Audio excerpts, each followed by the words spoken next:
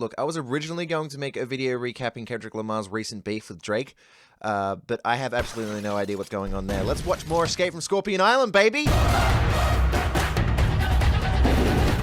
Hello, and welcome back to what is definitely the only retrospective on this kid's show, because who else in their right mind would want to do something like this? Last time, Sting finally learnt what it meant to lose a challenge for once, and turns out they literally couldn't even. That loss has affected me so much. I have all the adrenaline in my body. You have lost once?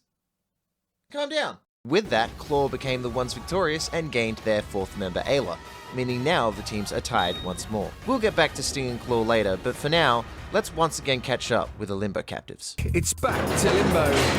After losing quite badly in the previous challenge due to his lack of balance, Alex has taken it upon himself to cure it while in camp. To alter my balancing skills, I've been practicing with logs and stuff. At home, Alex would react differently. Something goes wrong at home, I normally go into my room and just be on my own. Scorpion Island holds many mysteries, superpowers unknown to the small of heart. What the island truly holds, it only reveals to some.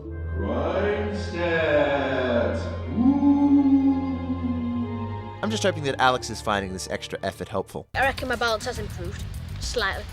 The man's humble, a great trait. On top of this, it's also really nice to see the other people give him advice. Try and put your hand on one ear if you're wobbling on the one side. Yeah, I have really no idea what Amy's talking about here, but Alex luckily has Oliver taking great interest in him.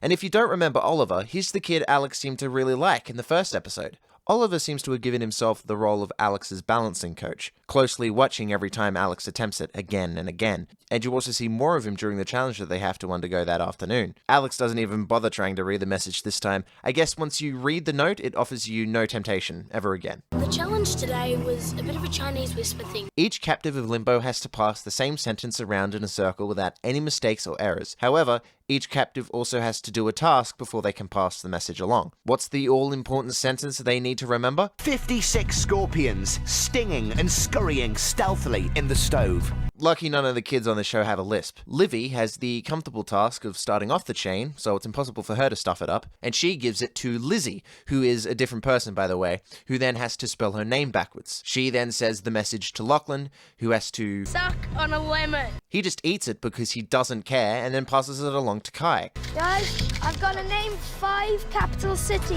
Uzbekistan, Tamworth, Antarctica. Shit. A bit harder than just spelling your own name backwards, but he does it with ease. He gives it to Jack, who just has to say the name of everyone in Limbo, who then gives it to Amy, whose challenge it is to literally just jog around the field. A task that proves effective, however, because she completely forgets the message.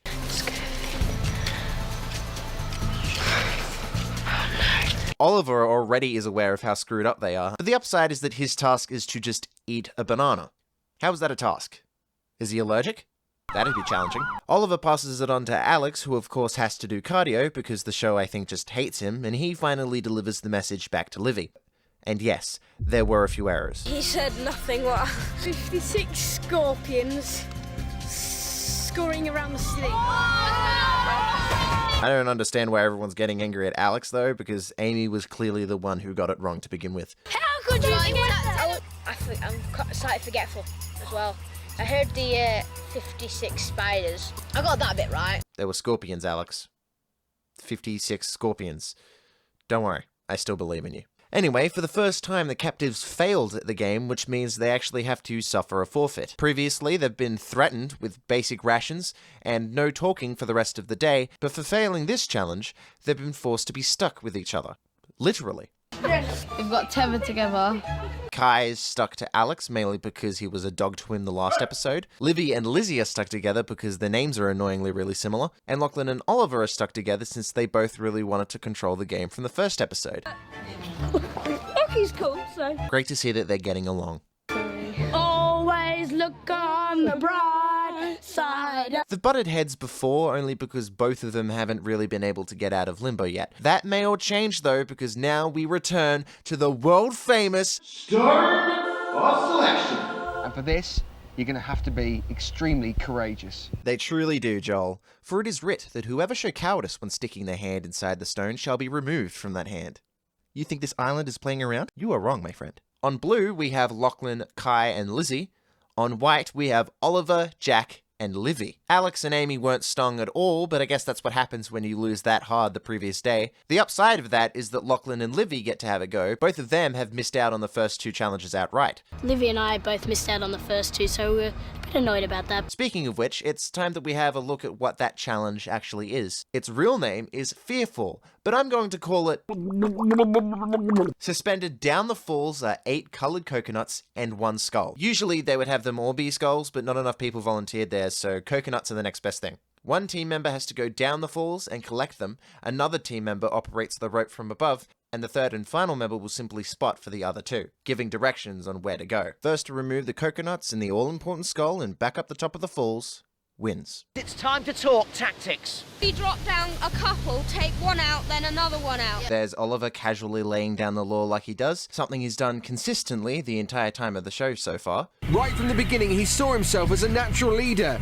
You can see he's obviously very, very eager to prove himself as a valuable member, but he famously embarrassed himself in front of everyone during the very first challenge. So the question really is, will today be any different? Will the white team become victorious? Let's see it kick off. 2, 1, go! And they're off.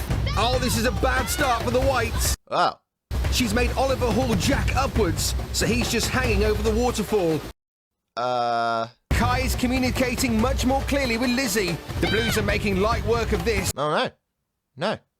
I don't think so. Jack is still swinging around at the top of the falls while Lachlan is able to get the first 2 coconuts for Team Blue. I mean, I can pretend and string you along like there's a chance, but this is much like Renly Baratheon's claim to the Iron Throne, in that it is dashed very quickly, almost as if it were a twist of fate. Jack is just swinging around while Lachlan finishes the challenge with ease. Blue is just able to take out all of their coconuts and the all-important human skull and walk their way back up to the top of the falls while Jack is still fumbling. But now Jack seems to be struggling with the skull. He literally can't see anything. Resistance is futile. Blue have won. This one goes to the Blues. That was an inspiring match. What makes it worse is that the white team has to climb the falls to at least complete the game, so now Jack has to walk all the way up through the water while knowing that they've lost. Oliver probably just wants to set everything on fire. That'll get him noticed by Sting or Claw. Speaking of which, now it's their turn. The challenge itself gets upgraded that now instead of going down once and getting all of the coconuts, they need to literally abseil up and down a waterfall 8 different times and put them on the top of this giant box here. Whoever does it first will have what the show likes to call a shower of balls and win the challenge. On Sting, we have the other Alex being joined by Cameron and Olivia, and on Claw, we have Sammy, Tara, and Ayla. Can I ask one question? Yep. Why no boys in your team tomorrow? Well, it's easy to not include them when there's only one on the team. This fact has been missed by Jake as well, and has come up in the last episode. In this episode, he brings it up again in a very vulnerable and sincere moment, which you can tell because his sideways cap is nowhere to be seen. This is truly important stuff. The girls actually agree with Jake, who is in the background here doing Diabolo, which mean that Claw's current objective right now? Acquire dudes. It's better than Sting's current objective, which is to be insufferable. Right, it's time for some fighting talk. You better watch out, because we're putting our best foot tomorrow. Oh, are you? Oh, Alex! You know what? Because there are 2 Alexes on the show, I'm going to call this guy Little Alex. Also, when did the hosts ask for them to trash talk each other? This is new. You know what? Let's just get this challenge over and done with. Blue won the last challenge, so now Lizzie, Lachlan, and Kai are all up for grabs. Claw chooses Kai again, and Sting chooses Lachlan. And Vengeance will choose... Wait, hold on, give me a second. Vengeance will choose... I've done this joke already.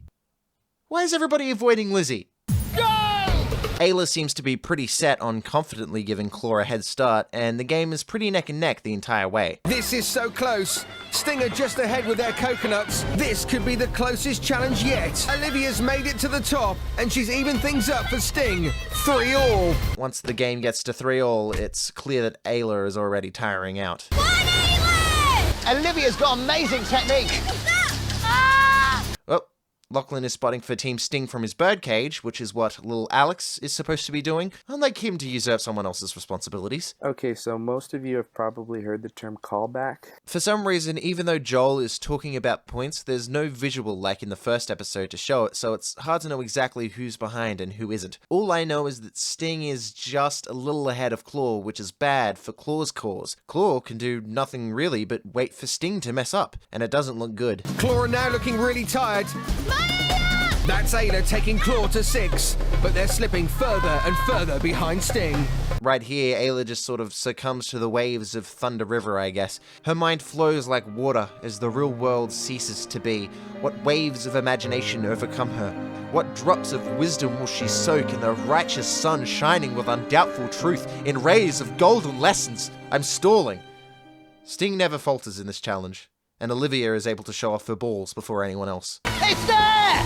Team Sting wins! This obviously means that Claw didn't, which means they've failed in getting Kai onto their team for a second time, and also fulfilling their one goal in life. Sammy is gutted. I am gutted. Sorry, I mean gutted. But she takes it in stride, even while little Alex sits not a meter away from her with just the biggest grin. So he's now a part of Team Sting. Lachlan, everybody! Woo! I like how no one woos for Lachlan's release. That is, except for Lachlan himself. Lachlan's release means many things. Sting is beating Claw not only in member count and not only in how many dudes they have, which is now up to 3 by the way, but on top of all of this, Lachlan just so happens to be another one of the 4 power players. I'm not joking. Whoa, yeah, bro, thank you. So now, Claw's one advantage is matched. His ability is called False Start, which means at any point during a future challenge where Sting is disadvantaged within the first 60 seconds of the game, he can say, nah, gotta start again, and the challenge is then reset to the beginning. This is a very powerful ability if you ask me. So if Sting weren't on top of the world before, safe to say that they are now. It was just a level playing field again, and we were back up there winning, and that's what Sting does the best. Man. I mean, look when Lachlan is released. Him and little Alex just seem to become the best of friends. That's all that Jake wants at this point in the competition. That's really all that Jake needs. Is that too much for him to ask from this torturous island? How much longer will this man wait for what he so obviously yearns for? What sadist's game has he found himself in? To the island fire. Team Sting and Team Claw are being called to the island fire. Claw are obviously a little down. Ayla blaming herself mostly for their loss. Meanwhile, Sting are still over the moon. Well, it was a lot of fun and I loved seeing our team win. Is there any way that little Alex can be sent to limbo? I know that's not how the game works, but I want it done anyway because it would be really funny. Olivia is called to be Team Sting's new captain. Meanwhile, Sammy from Claw very visibly doesn't want to be team captain anymore, which is good because Jake is chosen. From a male point of view, tell me about the challenge today. What do you think went wrong? Were you still a bit gutted the fact that you weren't picked? Oh, come on, you're torturing the poor boy. What is JK's obsession with this question? I really don't think Sting won because of Cameron's Y chromosome. I think it's just because, you know, Olivia is kind of taller than Ayla. That's probably why she could deal with the water a little bit better, don't you think? Also, blood magic. Sting definitely uses blood magic. Next time on Scorpion Island, the Limbo captives recreate Bridge over the River Kwai on a budget. Little Alex drowns in a river, thank goodness, and the Stone of Selection just goes absolutely buck wild on Alex's hand here like, oh my god, jeez, that's actually a lot of paint, what the hell?